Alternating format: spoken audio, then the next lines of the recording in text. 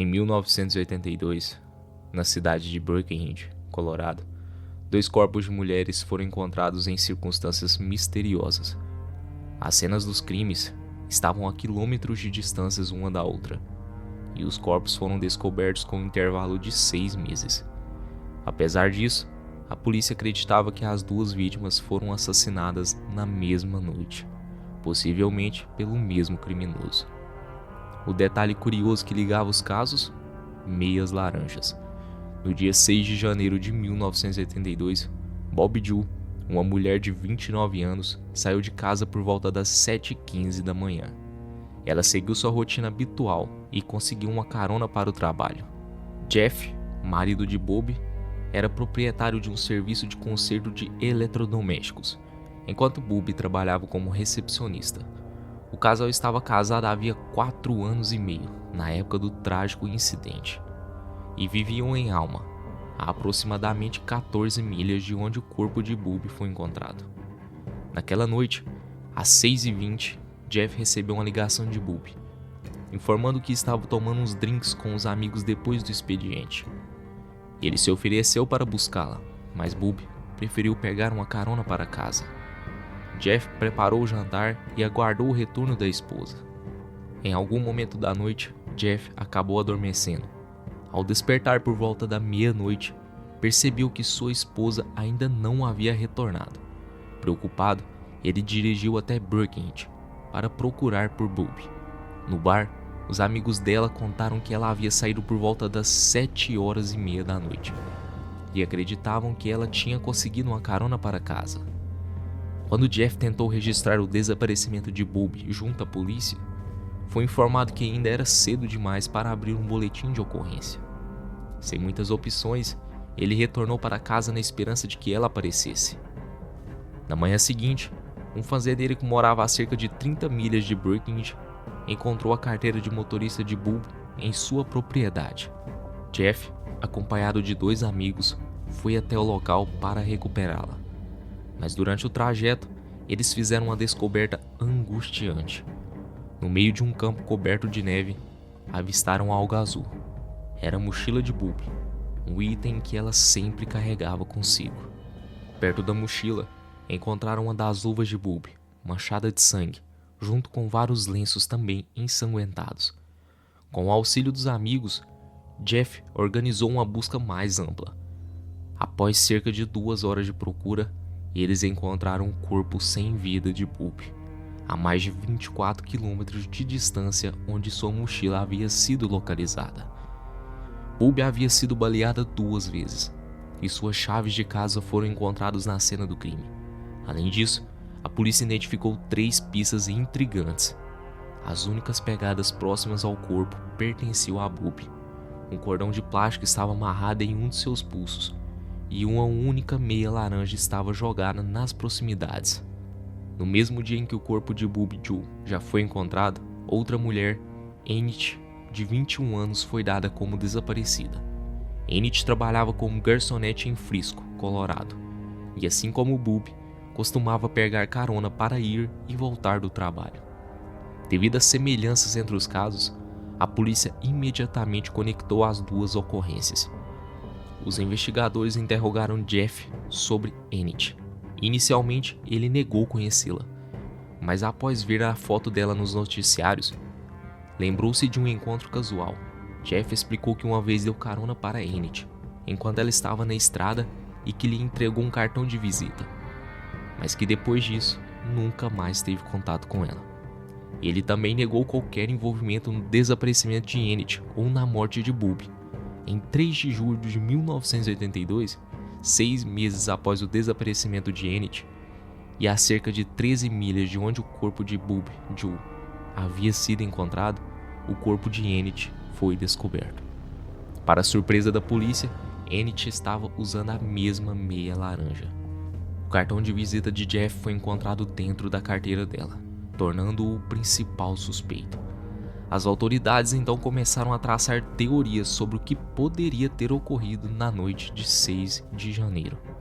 Enid foi vista pela última vez em Breckenridge, por volta das 4 horas da tarde, envolvida em uma conversa séria com uma mulher de cabelos escuros, cuja identidade nunca foi confirmada. Acredita-se que por volta das 5 horas, Enid tenha saído em busca de uma carona para voltar para casa. Segundo a polícia, o suspeito a pegou e dirigiu cerca de 20 milhas ao sul de Brookings. Ele a levou até uma pequena estrada sem saída, onde a atacou dentro do veículo. Durante o ataque, Enid, ao tentar se vestir novamente, deixou de colocar uma das meias laranjas. Em uma tentativa desesperada de escapar, ela correu, mas foi baleada nas costas enquanto tentava fugir. Acredita-se que, após esse crime, o suspeito retornou a Brookings, onde encontrou uma segunda vítima, Bob Joe. Ele então levou Bob para um mirante a 10 milhas ao sul de Brookings, onde tentou agredi-la. Bob conseguiu sair do veículo, e foi nesse momento que a outra meia laranja caiu. O suspeito a perseguiu pela estrada. Quando ela se virou, atirou 2 vezes, tirando sua vida. A polícia achava que o fato de Jeff ter alguma conexão com ambas as vítimas era mais do que uma simples coincidência. 2 meses após a morte de sua esposa, Jeff foi submetido a um teste do polígrafo, no qual foi aprovado. Desde o início, Jeff manteve que tinha um álibi sólido. Jeff afirmou que, na noite dos assassinatos, estava em casa na companhia de um amigo visitante. Por quase 9 anos, esse amigo não pôde ser localizado. No entanto, em dezembro de 1920, ele finalmente foi encontrado e interrogado sobre os eventos daquela noite. Os investigadores questionaram o homem, que confirmou ter estado na casa de Jeff. No entanto, os horários apresentados por ele e o relato de Jeff não coincidiam. Mesmo assim, Jeff sempre manteve sua inocência, argumentando que o verdadeiro assassino tinha que ser alguém que Bob conhecia, pois ela não teria aceitado uma carona de um estranho, especialmente quando ele mesmo havia oferecido para buscá-la. Durante muitos anos, acreditou-se que o sangue encontrado nas luvas de Bob e nos lençóis próximos à sua mochila pertenciam a ela. Porém, no início dos anos 90, testes de DNA revelaram que o sangue era, na verdade, de um homem. Esses mesmos testes também determinaram que Jeff não era a fonte desse sangue. Com base nessa evidência crucial e em outras provas, incluindo várias testemunhas que confirmaram seu álibi, Jeff foi finalmente inocentado como suspeito. A polícia então voltou sua atenção para outros possíveis envolvidos. Um dos principais suspeitos era Thomas Edward Luther, um taxista que em fevereiro de 1982 havia espancado e agredido uma mulher que ele havia dado carona após buscá-la em Brookings. Enquanto estava na prisão, Thomas Edward supostamente se gabou de ser o responsável pelos assassinatos. Segundo sua namorada, ele não retornou para casa na noite em que os crimes ocorreram. Ele mentiu para os investigadores, alegando que estava no trabalho naquele momento. Outro suspeito considerado pela polícia foi Trace Petrolis, um criminoso que havia matado sua noiva em 1981 e, em seguida, embarcado em uma série de crimes em vários estados. Durante esse período, Petrolis chegou a ficar hospedado no hotel onde Enid trabalhava. No entanto, o DNA de nenhum desses suspeitos correspondia às evidências coletadas nas cenas dos crimes. Em fevereiro de 2021, houve uma reviravolta no caso quando um homem de 70 anos chamado Alan Lee Phillips foi preso e acusado pelas mortes de Bob Joe e Enid. Ele também enfrentou acusações de sequestro e agressão com arma letal, sendo mantido em custódia sem direito à fiança. A prisão de Phillips foi possível graças ao uso de genealogia genética, que conectou o DNA encontrado nas cenas do crime a ele. Os investigadores agora suspeitam que ele pode estar envolvido em outros crimes ocorridos no Colorado. Infelizmente, o irmão de Bob, Kelly, e seu pai Thomas faleceram antes de saberem a identidade do homem responsável por tirar a vida dela. Em 9 de outubro de 1988, Gayle Barros foi vista pela última vez ao sair de uma cafeteria nas primeiras horas da manhã, acompanhada por um homem desconhecido. Gayle, uma mãe solteira de 30 anos e mãe de 3 filhos, vivia em Michigan, enfrentando dificuldades para sustentar sua família. Para conseguir sobreviver e cuidar dos filhos, ela trabalhava em 2 bares locais. Nas primeiras horas daquele dia, entre 3 e 4 da manhã, Gayle foi vista deixando o Speed Coffee Shop, em Michigan, ao lado de um homem de cabelos escuros. Essa foi a última vez que ela foi vista com vida. Em 25 de outubro, caçadores na cidade próxima de Emmett fizeram uma descoberta macabra. O corpo sem vida de uma mulher, caída à beira da River Road.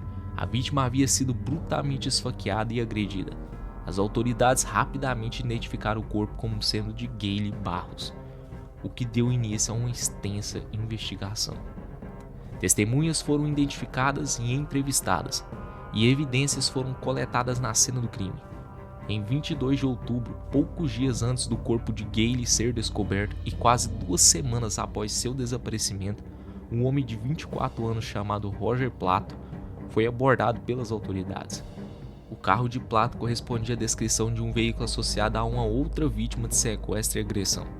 Às 4h30 da tarde, as autoridades tentaram detê-lo sob a mira de uma arma, enquanto ele se dirigia ao seu carro em um estacionamento em Bellevue. Plato reagiu de maneira agressiva, recusou-se a cooperar e tentou atacar os policiais. Durante a confrontação, ele foi baleado ao tentar arrancar a arma de um detetive e morreu devido aos ferimentos antes de ser entrevistado. Após sua morte, foi realizada uma autópsia e uma amostra de sangue foi coletada. Essa amostra foi armazenada em um laboratório particular da época, antes do seu corpo ser cremado. Os investigadores inicialmente se voltaram para Richard Copton, um amigo e ex-colega de quarto de Roger Plato. Após sua morte, Copton tinha um histórico criminal extenso, mas ao ser abordado pelas autoridades, ele negou qualquer envolvimento no caso de Gayle Barros. Sem novas pistas ou desenvolvimentos, o caso de Barros acabou esfriando. Em 2018, o detetive de casos arquivados de Battle Creek, Scott Marshall, decidiu reabrir a investigação. Uma de suas primeiras descobertas foi que o DNA de Copton nunca havia sido testado, o que o tornou o principal suspeito. Após algumas investigações adicionais, Marshall descobriu que Copton havia falecido em 2009 e estava enterrado no Cemitério Internacional do Condado, em Austin, Texas. Copton tinha 59 anos na época de sua morte. O detetive Marshall obteve um mandato para exumar o corpo de Copton e viajou até o Texas para realizar o exame. Após a análise, foi confirmado que as amostras de DNA de Copton não coincidiam com o DNA encontrado no corpo de Barros. No entanto, o DNA de Copton correspondia a fios de cabelo que anteriormente haviam sido encontrados na cena do crime e que ainda não haviam sido identificadas. Em novembro de 2020, uma reviravolta inesperada surgiu no caso de Gayle Barros. O sargento Chris Bake, do departamento do xerife do condado de Calhoun, estava revisando um inventário de evidências e encontrou um frasco contendo a amostra de sangue retirada de Roger Plato. Em 30 de janeiro de 2021, foi anunciado que um laboratório da Polícia Estadual conseguiu conectar o sangue de Plato ao DNA encontrado no corpo de Gayle Barros, confirmando sua responsabilidade pelos crimes. Embora seja provável que Richard Copton tenha testemunhado os eventos, ambos os homens já haviam falecido e, portanto, nunca enfrentaram justiça por esse crime horrível. No entanto, a família de Barros expressou alívio por finalmente obter algum tipo de encerramento. O detetive Marshall destacou que a tecnologia de DNA é crucial para resolver casos arquivados e proporcionar justiça, mesmo muitos anos depois dos crimes. Em 30 de agosto de 1980, Stephanie Summers deveria passar o dia com seu sobrinho para celebrar seu aniversário. Eles haviam planejado um dia especial juntos, mas ela nunca apareceu. O corpo de Stephanie, uma mulher de 36 anos que vivia em um apartamento em Silver Lake, Los Angeles, Califórnia, foi encontrado sem vida dentro de sua casa. Stephanie havia se mudado recentemente de New Hall, Santa Clarita, e estava animada com sua nova vida na cidade.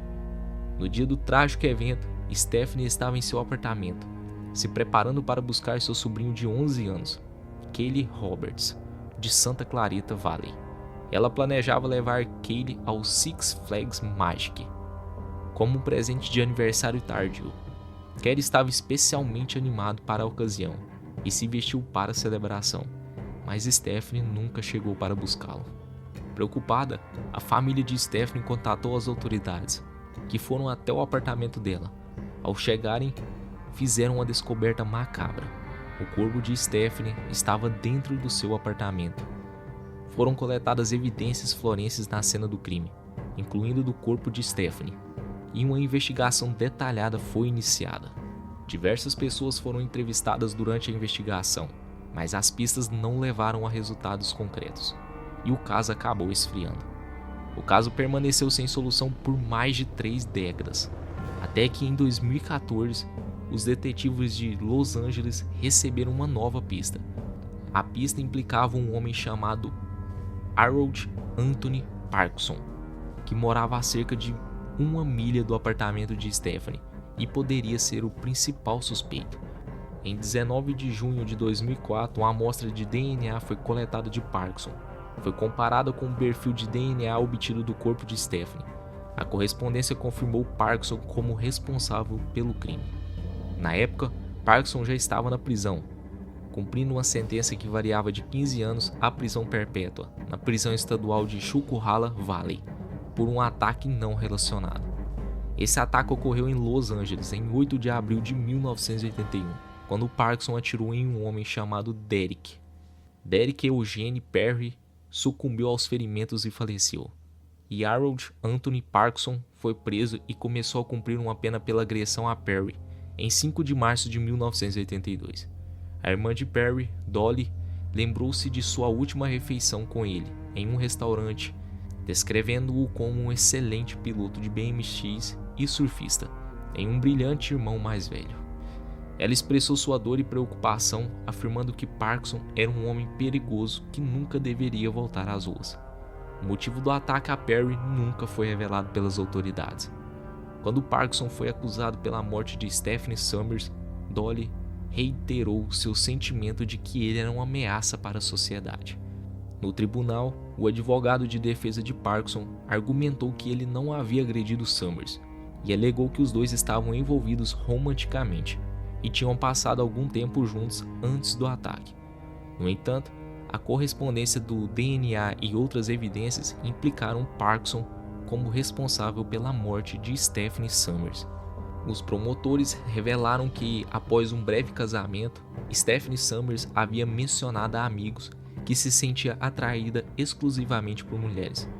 A juíza do Tribunal de Los Angeles, Kathleen Kennedy, descreveu o caso de Summers como um crime muito degradante, horrível e violento, e acreditava que havia provas além de qualquer dúvida razoável de que Harold Anthony Parkinson era o responsável. Em 4 de fevereiro de 2001, Parkinson, então com 61 anos, foi condenado à prisão perpétua sem possibilidade de liberdade condicional.